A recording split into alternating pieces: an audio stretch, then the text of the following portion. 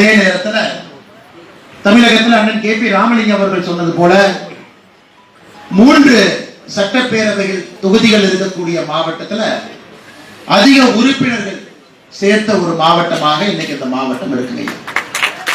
அதற்கு காரணம் இந்த அரங்கத்தில் இருக்கக்கூடிய நீங்கள் எல்லோரும் இளைஞர்கள், வயது முதிர்ந்தவர்கள், அனுபவம் இருப்பவர்கள், கட்சியில ஆண்டாண்டு காலமாக ஜனசங்கத்தில் ஆரம்பித்து பாரதிய ஜனதா கட்சியாக 1980 ஏப்ரல் 6 மாறிய பிறகும் கூட அதிலே தொடர்ந்து வந்தவர்கள், புதிதாக கட்சிக்கு வந்தவர்கள், மாற்று கட்சியிலிருந்து பாரதிய ஜனதா கட்சியில் இணைந்தவர்கள், 18 வயதுல முதல் கட்சியாக பாரதிய ஜனதா கட்சியில் இணைந்தவர்கள் எல்லோரும் விவசாய பெருமக்கள், தொழில் முனைவோர்கள், அதையெல்லாம் தாண்டி இல்லத்தரசிகள், கூலி வேலை செய்யக்கூடிய நண்பர்கள் எல்லோரும் இணைந்து இந்த அரங்கத்துக்குள் அமர்ந்திருக்கிறது.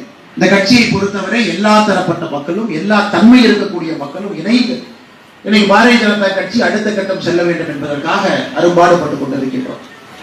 அதுவும் ஒரு சாதாரண வேலை இல்லை. இன்னைக்கு எல்லா கட்சியும் பாருங்க, நிரந்தர பொதுச் செயலாளர், நிரந்தரமா 25 ஆண்டுகள் 30 ஆண்டுகள் பொதுச் செயலாளராக இருப்பவங்க தமிழக அரசியல்ல பார்க்கிறோம். நிரந்தர மாவட்ட பொதுச் செயலாளர் 25 ஆண்டுகள் 30 ஆண்டுகள் இருப்பவங்கள பார்க்கிறோம். நிரந்தர கிளை தலைவர்கள் 40 ஆண்டுகள் 45 ஆண்டுகள் இந்த கிளையினுடைய தலைவர்கள் இருக்கிறவங்க நம்ம பார்க்கிறோம் தமிழக அரசியல். நிரந்தரமான ஒன்றிய தலைவர்கள் 20 ஆண்டுகள் 25 ஆண்டுகள் ஒன்றிய தலைவர்களாக இருக்கக்கூடியதை பார்க்கிறோம். ஆனா இன்னைக்கு பாரதிய ஜனதா கட்சி ஒரு உண்மையான ஜனநாயக கட்சி. கிளை தலைவர் தேர்தலில் இருந்து ஆரம்பித்து கடந்த ஒரு 3 மாதமாக நடக்கக்கூடிய அந்த விஷயத்தை பாருங்க. கிளை தலைவர்கள் எல்லாம் தமிழகத்தில் 68,600க்கும் மேற்பட்ட கிளை. அதற்கு தலைவர்கள்லாம் நம்ம போடணும். கிட்டத்தட்ட 47,000 கிளை தலைவர்கள் நாம் தேர்ந்தெடுத்து விட்டோம். மிச்சம் இருக்கக்கூடிய 21,000 கிளை தலைவர்கள் நாம் தேர்ந்தெடுத்து விடுவோம். அது முடிந்த பிறகு பாரதிய ஜனதா கட்சியினுடைய ஒன்றிய தலைவர்கள் 1231. அந்த 1231 ஒன்றிய தலைவர்களை கிட்டத்தட்ட 950 ஒன்றிய தலைவர்களை தேர்ந்தெடுத்து விட்டோம். மிச்சம் இருக்கக்கூடிய 281 தலைவர்களும் தேர்ந்தெடுத்து விடுவோம். அதன் பிறகு பாரதிய ஜனதா கட்சியினுடைய கட்சி மாவட்டம் 67 கட்சி மாவட்டங்கள் இருக்கு. இன்னைக்கு முதல் கட்டமாக இன்னைக்கு ஞாயிற்றுக்கிழமை மத்தியானம் 3 மணியிலிருந்து 33 மாவட்டத்திற்கான தலைவர்களை இன்று அறிவித்திருக்கின்றோம். நீங்கள் எல்லோரும் சேர்ந்து இந்த ஜனநாயக முறைப்படி இன்னும் 34 மாவட்டத்திற்கான தலைவர்கள் இன்னும் கொஞ்ச நாள் வேகமாக அறிவிச்சிருக்கு. இதெல்லாம் முடிந்த பிறகு மாநில தலைவரை தேர்ந்தெடுப்பது, அதெல்லாம் முடிந்த பிறகு தேசிய தலைவரை தேர்ந்தெடுப்பது. 5 ஆண்டுகளுக்கு ஒரு முறை கிளையிலிருந்து தேசிய தலைவர் வரை ஒரு ஜனநாயக முறையில உண்மையாலுமே தொண்டர்கள் பங்கெடுத்து, தலைவர்கள் பங்கெடுத்து, சில மாவட்ட தலைவர்களுக்கு தலைவர் தேர்தலுக்கு 37 பேர் நாமினேஷன் கொடுத்திருந்தாங்க. 37 பேர் போட்டிட்டாங்க. ஒரு இடத்துல ஒன்றிய தலைவருக்கு 91 பேர் கொடுத்திருந்தாங்க. 91 பேர், 91 ஹையஸ்ட். இவ்வளவு பேர் கொடுக்கிறாங்க. எனக்கு எல்லோரும் நாங்கள் தலைவராக வேண்டும், இந்த கட்சியை வழிநடத்த வேண்டும், எங்களுக்கு ஒரு வாய்ப்பு. ஆனா நமக்கு தெரியும், ஒரு தலைவர் நாற்காலிக்கு ஒரே ஒருவரை மட்டும்தான் அமர வைக்க முடியும். எனக்கு அருமை சகோதரர் ராஜேஷ்குமார் அவர்கள் அமர வச்சிருக்கிறோம் அப்படின்னா, இந்த மாவட்டத்திலேயே இவர் தான் பெஸ்ட் தலைவரா? இந்த மாவட்டத்தில் ராஜேஷ்குமார் அவர்களை தாண்டி வேற தலைவர் இல்லையா? அது கேள்வியாக இருக்கக்கூடாது. நான் அவர் மட்டும்தான் என்று சொன்னால் அது பதிலாகவும் இருக்கக்கூடாது. இந்த மாவட்டத்தில் இன்னைக்கு இந்த நேரத்தில் உங்களை வழிநடத்துவதற்கு ராஜேஷ்குமார் அவர்கள் தேவைப்படுகின்றார். இந்த நேரத்துக்கு அவர் தலைவராக இருக்கிறார். அதே நேரத்தில் ராஜேஷ்குமார் அவர்களோடு தோளோடு தோள் கொடுத்து களத்திலே நின்ற நெசவாளர் பிரிவினுடைய மாநில தலைவராக அண்ணன் இருக்கட்டும், மாவட்டத்தினுடைய துணைத் தலைவராக இருக்கட்டும், அவர்களும் தலைவர்கள் தான். வேறு வேறு பொறுப்பில் ராஜேஷ்குமார் அவருடைய கருத்தை வலுப்படுத்த வேண்டும். அதே நேரத்தில் அவர்களுக்கு கொடுக்கக்கூடிய பொறுப்பில் இந்த கட்சியை முன்னிலைப்படுத்தி வேகமாக எடுத்து செல்ல வேண்டும். அதை நாம் எல்லோரும் செய்ய போகிறோம். அதனால் இந்த தலைவர்ல ஒருத்தர் ஜெயிச்சாங்க, மிச்சவங்க தோத்துட்டாங்க, நம்ம கட்சியில தோற்று விட்டார்கள் என்கின்ற ஒரு வாசகமே கிடையாது. போட்டியிட்டவர்கள் தலைவராக ஒருவர் தேர்ந்தெடுக்கப்பட்டிருக்கிறார்கள். மற்ற அன்பு சகோதர சகோதரிகள் இன்னொரு பொறுப்புல தலைவருக்கு தோள் கொடுத்து அவரும் தலைவர்களாக பணி ஆற்றுவார் என்பது அந்த கட்சியினுடைய எழுதப்படாத ஒரு விதி. அதனால் மேடையில் இருக்கக்கூடிய 2 தலைவர்களும் கூட ஒரு ஜனநாயக முறையில் நீங்கள் பங்கேற்றதற்காக என்னுடைய நெஞ்சார்ந்த நன்றிகளை தெரிவித்துக் கொள்கின்றேன்.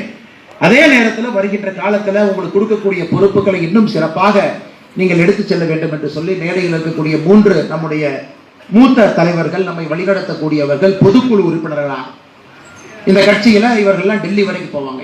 பொதுக்குழு உறுப்பினர் இந்த கட்சி எந்த மாதிரி ஒரு விஷயத்தை நாம் எடுக்க வேண்டும், பொதுக்குழுவில் சில நேரத்தில் பாரத பிரதமர் நரேந்திர மோடி அவர்கள் பங்கேற்பாங்க. உங்க மாவட்டத்தின் சார்பாக தேர்ந்தெடுக்கப்பட்டிருக்கக்கூடிய 3 மூத்த தலைவர்கள் இங்க இருக்கிறார். நம்முடைய தேசிய பொதுக்குழுவில் சென்று அமர்வார்கள். இவர்கள் வருடத்திற்கு ஒரு முறை 2 முறை போவாங்க. அப்ப இவர்களுக்கு நேரடியாக பிரதமர் நம்முடைய தேசிய தலைவர்கள்ட்ட நம்முடைய நாமக்கல் பகுதியில் என்ன நடக்குது, இந்த கட்சி எதை கருத்திலே கொள்ள வேண்டும், மக்களுடைய எண்ண ஓட்டம் எப்படி இருக்கு, அதையெல்லாம் உங்கள் மாவட்டம் சார்பாக தேசிய பொதுக்குழுவிலே சென்று உங்களுடைய எண்ணத்தை வெளிப்படுத்துவதற்காக 3 அற்புதமான தலைவர்களை நம்முடைய பொதுக்குழு உறுப்பினர்களாக தேர்ந்தெடுத்திருக்கிறீங்க. அற்புதமான 3 தலைவர்களுக்கும் இந்த நேரத்தில் என்னுடைய நெஞ்சார்ந்த நன்றிகளை தெரிவித்துக் கொள்கின்றேன். நிச்சயமாக நம்முடைய கட்சி கொள்கை முடிவெடுக்கக்கூடிய நேரத்தில் கீழிருந்து படிப்படியாக 40 ஆண்டுகள் கட்சியில பணியாற்றி இருக்கிறீங்க. ஜனசங்க காலத்திலிருந்து இருக்கிறவங்க எல்லாம் இருக்கிறீங்க ஐயா. ஆனால் உங்களுடைய அனுபவம் ஐயா உட்கார்ந்துருக்கீங்க, உங்களுடைய அனுபவம் நிச்சயமாக இந்த கட்சியினுடைய வளர்ச்சிக்கு பயன்பட வேண்டும், நிச்சயமாக பயன்படும் என்கின்ற முழு நம்பிக்கை எனக்கு இருக்கு. அதே நேரத்தில் நம்முடைய புதிய மாவட்ட தலைவரை வாழ்த்துவதற்கு உற்சாகமாக நம்முடைய அன்பு சொந்தங்கள் இந்த மண்டபம் முழுவதும் நிரவி மண்டபத்திற்கு வெளியே நின்று கொண்டிருக்கின்றீர்கள்.